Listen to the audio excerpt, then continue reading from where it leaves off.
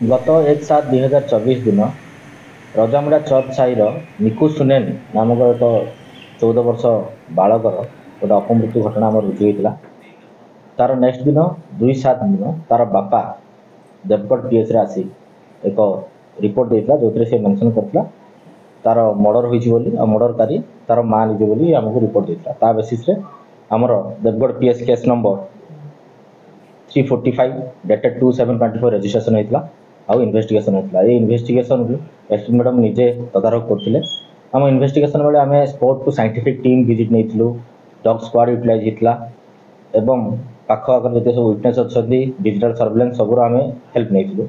Investigation बेले आम जना पड़ा एक्यूज जी अच्छी आम एफआईआर नेम एक्यूज लिली सुनेन तांकर गोटे इलिसिट एफआईआर थिला गोटे रंजन नायक बोलिकिना गोटे व्यक्ति सहित ए बाबद छुआ जनक जी डिसीज पिला से बाबद से जानी और ए बाबद माँ को प्रतिवाद भी करथिला बहुत थर। तो माँ रागी जाए सब पिटामरा करे इभेन ताको कहे तू तो बापा को ए बाबद कहबुनि।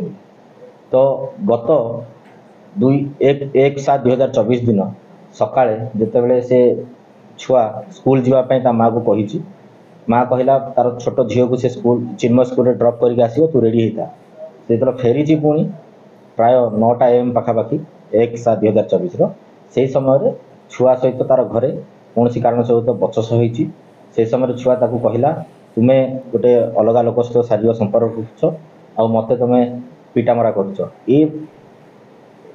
बचसारे ता माँ उत्त्यक्त हो गला और पिटामरा करने सहित ता पाखे शाढ़ी को ता बेकरे चिपी मर्डर कर।